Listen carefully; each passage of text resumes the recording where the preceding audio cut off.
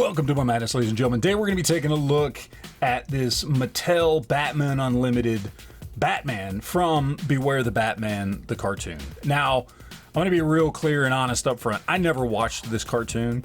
It did not look like something that I would ever care about. However, I am the type of collector that when it comes to certain characters like Batman, Superman, you know, Spider-Man, Iron Man, Captain America, Thor, you know, there are certain characters I like to have as many different versions of in plastic form as I can.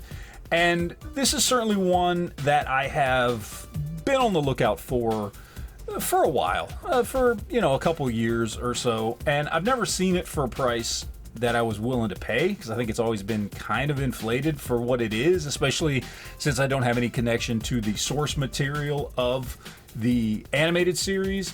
But I found it for a good deal. I'll let you guys know what that is towards the end of the video. But I was finally able to pick it up. So, you know, we've got this pretty traditional Batman Unlimited. You know, they did you know, around the same time, or after, I think, they were finished up with their DC-UC line. They were doing Batman Unlimited, Superman Unlimited, Justice League Unlimited. And it was a lot of reused molds and things from the DC-UC line. However, this was not one of them, and when I get out of the package, you know, you'll see a little bit more. This was one that was made, and I believe this was a Mattel Collector exclusive, if I remember correctly. And this was one that was specifically made for this version of Batman. There's no reused parts or anything like that, because it's a very unique look for the character. It was a very stylized, animated look that just hadn't been done before, so they had to do an all-new sculpt for this guy. Probably not the greatest figure in the world. In fact, I can tell that just from the articulation and stuff, just, you know, in the package. But the question comes down to, is it worth it? And is it cool to have in your collection? I think it probably will be, but let's go ahead and crack it open to be sure. All right, so we got him out of the package. He comes with absolutely no accessories, not even a Batarang. And it's a really, really simply designed figure. Which, I mean, look, the source material, the animation style is very, very simply designed. And it does look a lot like that. In fact, it looks exactly like it should look for Beware the Batman.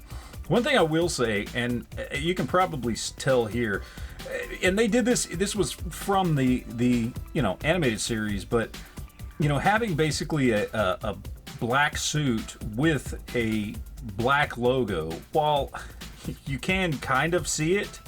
I mean, he does have the Bat logo on his chest.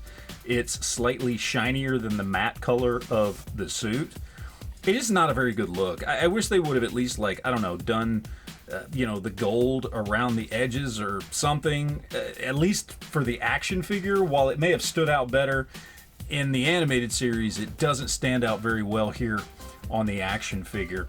But it looks, I mean, it looks accurate. Tiny little pea head there on a very large torso with very long, slim arms and legs.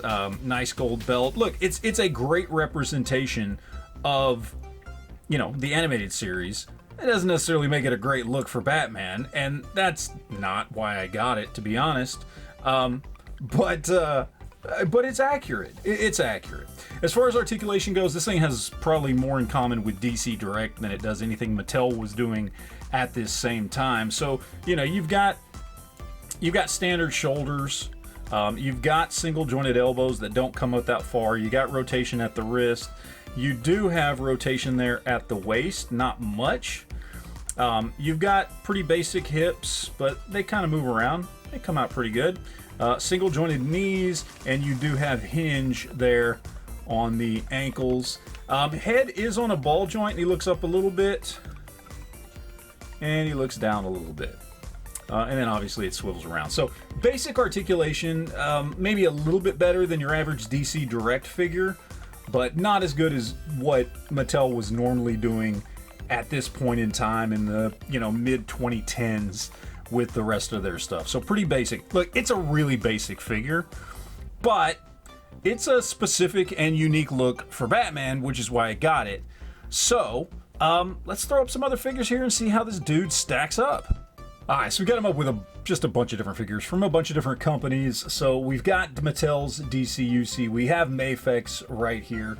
At the back here, we've got Revoltech with Deathstroke, and you can see him looking like that. We've got SH Figuarts Joker right there. We've got a DC Direct animated Joker, which I think he looks really good with that one right there. We've also got a DC Direct Villains Joker right there as he falls down, but I think he looks good with that one as well. And then there at the back, albeit shorter than he should be, we've got Man-Bat right there. That, is a very animated style, and I think he looks good with that as well. All in all, like, it's a unique look for Batman, and I think he obviously favors the animated look, whether it's, with that Man-Bat or with that Joker or anything like that. If you're going to do a display with this particular version of Batman, you'd want to put him with some other animated characters, even if they aren't necessarily from the same line, because honestly, I don't think they did any 6-inch scale Beware the Batman figures other than this one. And again, like I said, I think this was a Matty Collector exclusive, so this was the only one they put out. So, whether it's the old Batman the Animated Series or Batman and Robin, or just like the Kenner stuff back here that, while it wasn't based on any specific animation, it has kind of an animated look. I think that's where a figure like this would shine if you wanted to put him in a display. All right, so the discussion of whether or not this is worth it for a modern collector, look, I paid $10 for it. It was on sale at a local shop. He had it for $10. I was like, finally, this is a price I'm willing to pay for this thing. Would I pay more than that? I mean, honestly, if it was new in package, I might pay $20 for it. But again, that's going to be based on the fact that I don't have a connection to this version of Batman. I just thought it would be cool to have a alternate version of Batman for my shelf. So maybe I'd pay $20, but honestly, and I think because it's the only 6-inch scale Beware the Batman figure that was produced, and because it was a Matty Collector exclusive, I usually see him going for a lot more than that, usually in the $30 to $40 range. And to be honest, there's no way I'd pay that much for him. I just don't think it's worth it.